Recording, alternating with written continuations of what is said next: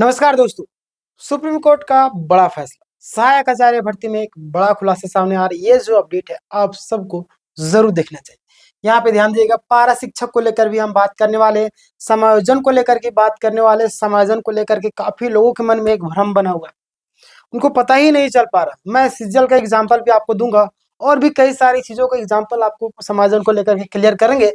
Plus में सहायक आचार्य supreme court का फैसला, शिथिलता पर बड़ा खुलासा। अब क्या होगा? खेल पलट गया पूरी तरीके से, या आपका आधा बाकी। तो आज आपको पता चल जाएगा। सबसे पहले आप यहाँ पे देखिए तो आपको समझ में आएगा। सबसे पहले नोट में जाते हैं, उसके बाद आपको बताते हैं। यहाँ पे देखिएगा 26,001 सहायक आचार्य भर्ती, पूरा डिटेल में पूरा जानकारी में लाए हूँ। भर्ती का अगर बेसिक ओवरव्यू हम बात करें, 26,001 सहायक आचार्य भर्ती, हमेशा की तरह मैं आपको पिछले वीडियो में भी आपको बताया था, आप सभी देखे भी होंगे, है ना। 26,001 और पारा शिक्षक प्लस में टेट पास अभ्यर्थी। यह भर्ती काफी समय से आपका विवादित में चल रही है और ये जानबूझकर के विवादित में है। सरकार नहीं चाहती कि मामला क्लियर हो, क्योंकि अगर क्लियर कर देंगे तो न्यू वैकेंसी देना पड़ेगा, और न्यू वैकेंसी देना पड़ेगा तो फिर से सैलरी देना पड़ेगा। किसी को नौकरी पर रखेगा तो पैसा देना पड़ेगा ना।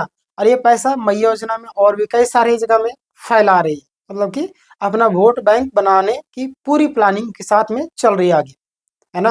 अभी ये भी सुनने में आ रहा है कि बीजेपी के साथ में भी गठबंधन करेगी और कांग्रेस को बाहर करके, मतलब आप समझिए बीजेपी के साथ में गठबंधन हो जाता है। तो अब हमें लगता ही नहीं कि आपको कांग्रेस या कोई अन्य पार्टी है जो अभी झारखंड में टक्कर देगा जेएमएम को, है क्या? नहीं ना, क्योंकि आदिवासी बहुल राज्य है तो जाहिर सी बात है उसके साथ मिल जाएगा। तो भाई तो ये तो गड़बड़े सिस्टम हो जाएगा, है ना। ये तानाशाह वाला सिस्टम हो जाएगा। बट देखिए आगे आने वाले दिन में क्या होगा। सुनने में ये भी आ रहा है कि दिल्ली से फोन आया था, सारा प्लानिंग किया जा रहा है, आगे मिल जा सकता है।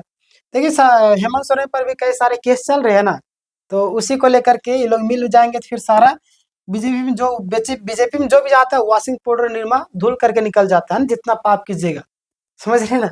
खैर चलिए, कोई दिक्कत नहीं, आप ध्यान देगा।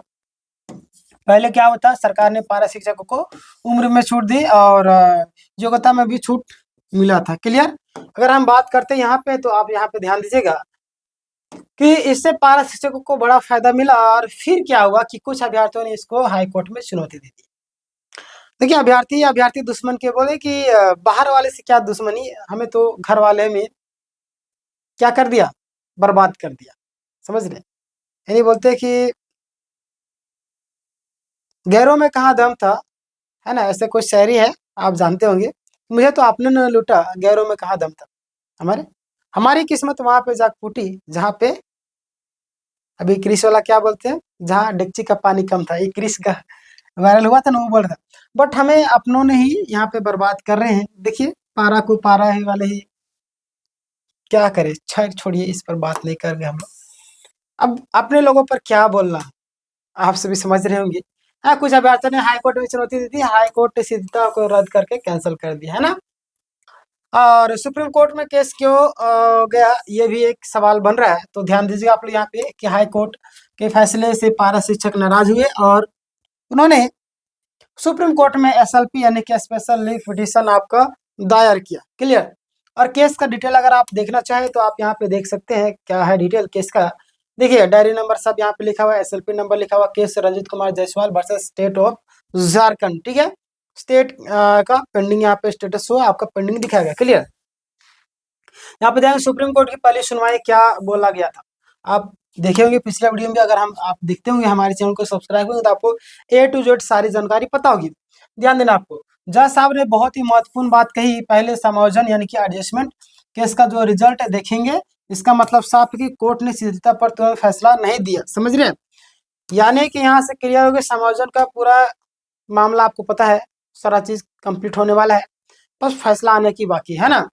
कोर्ट ने शिथिलता पर तुरंत फैसला नहीं दिया, कहा कि पहले यह तय किए हो कि पारा शिक्षक का समायोजन होगा या नहीं। सबसे बड़ा अहम सवाल यह था, समायोजन मतलब कि समान काम का वेतन समान, है ना। कोई भी अगर कोई व्यक्ति, हम भी पढ़ा रहे, वो भी पढ़ा रहे, उसको ज्यादा वेतन मिल रहा है, हमको कम मिल रहा है, तो भाई इक्वल होना चाहिए। ठीक है, ये अच्छी बात है, इक्वल होगा ही होगा, टेंशन लेने की बात नहीं है। थोड़ा सा पेशेंस रखना है। समायोजन के सबसे बड़ा गेम है ना, बिल्कुल।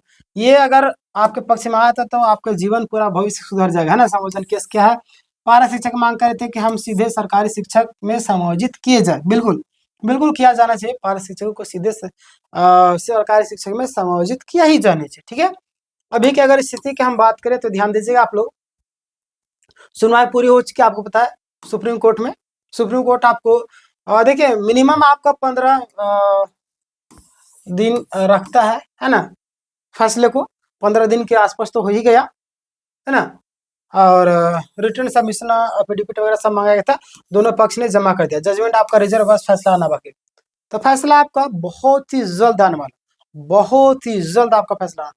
थोड़ा सा पेशेंस रखना पड़ेगा, और हमें भी इंतजार है काफी बेसब्री से, क्योंकि हम लोग भी इतना आवाज उठाए तो कहीं ना कहीं हमें भी इंतजार रहता है कि कहीं ना कहीं वो आवाज का फायदा मिले। चलिए अच्छी बात है।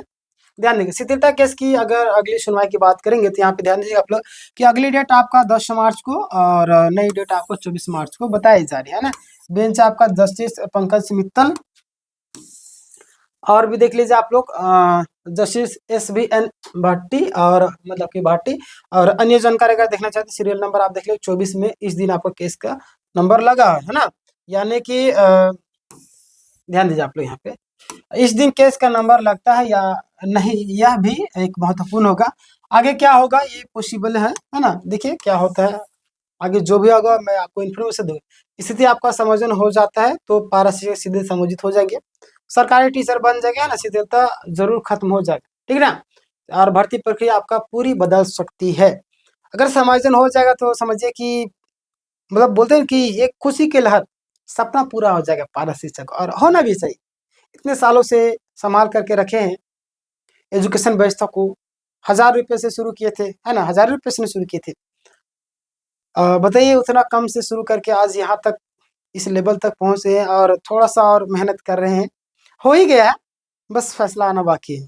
टेंशन लेने की बात नहीं, चैनल को सब्सक्राइब कर लीजिए, बगल में घंटी का आइकन दबा कर कॉल करिए, जैसे कुछ इन्फॉर्मेशन आगे सबसे पहले मैं आपको बताऊंगा। ध्यान दिए स्थिति 2 अगर हम बात करते समायोजन नहीं होता है तो मान लेते भाई इस दुनिया में कुछ भी हो सकता है, हाँ या ना दोनों पॉसिबिलिटी को लेकर के चलना। अगर नहीं होता तो तब सुप्रीम कोर्ट सीधा केस को विस्तार से सुनेगा और तब फैसला देगा पारा शिक्षक को छूट मिलेगी या नहीं। क्लियर, आगे बात करते हैं 26,000 भर्ती पर भी आपका असर पड़ेगा या नहीं। तो ध्यान दीजिए आप लोग यहाँ पे पूरी भर्ती प्रक्रिया यानी कि पूरी भर्ती प्रोसेस पर अभी रुका हुआ है, प्रभावित हो सकता है ना, और बिल्कुल होगा, क्योंकि अगर आ जाता मामला पक्ष में तो बिल्कुल ही होगा, है ना। कोर्ट केस चल रहा है और फाइनल लेना नहीं आया है। असर अगर रिजल्ट में अगर मतलब कि अगर असर की बात करें तो रिजल्ट नियुक्ति में आपका देरी और कैंडिडेट कंफ्यूजन ज़्यादा है। पारा वर्ष से टेट अभ्यर्थी में काफ़ी ज़्यादा विवाद भी है ना। अगर फाइनल निष्कर्ष के तौर पर कुछ चीज़ें मैं आपको बताना चाहूँ तो ध्यान दीजिएगा आप लोग यहाँ पे,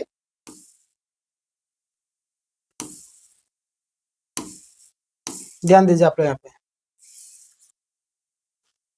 फाइनल निष्कर्ष सबसे बड़ी खुशखबरी आपसे पहले कि 3 चीजें सबसे महत्वपूर्ण है। क्या 3 चीजें आपका सबसे महत्वपूर्ण है? पहला आपका समायोजन केस का जजमेंट, और 24 मार्च की सुनवाई, शिथिलता पर सुप्रीम कोर्ट का अंतिम फैसला। क्लियर, इन तीनों पर 26,001 पूरी भर्ती प्रक्रिया आपका निर्भर करेगी, और उम्मीद है कि जरूर करना चाहिए, है ना। समायोजन को लेकर के कंफ्यूजन आपके मन में आ रहा तो मैं आपको बता देना चाहता हूँ आज ईद खत्म हो ही गया, शेड्यूल भी खत्म हो गया, अब बचा है आपका रामनवमी 26 तारीख को शायद, है ना। और उम्मीद है कि रामनवमी से पहले आना चाहिए, अगर नहीं आता है तो रामनवमी के बाद आ ही जाए, है ना। टेंशन ना लीजिए, पॉजिटिव रहना, याद रखिए जिंदगी में परेशानियां तो हमेशा आती रहती है, बस उसका डट करके सामना करना। ये ना सही वो तो जरूर मिलेगा, है ना कुछ तो है, ईश्वर ने हमें इस धरती पर भेजा तो कुछ ना कुछ करके ही भेजा। क्लियर, हमारे पक्ष में तो टेंशन लेने की बात नहीं, जो भी होगा अच्छा ही होगा, पॉजिटिव रहिए सारा चीज। और इस वीडियो को हर ग्रुप में शेयर कीजिए ताकि लोग पॉजिटिव माहौल बना रहे लोगों के अंदर, ठीक है। मिलते हैं नेक्स्ट वीडियो में, तब तक के लिए धन्यवाद।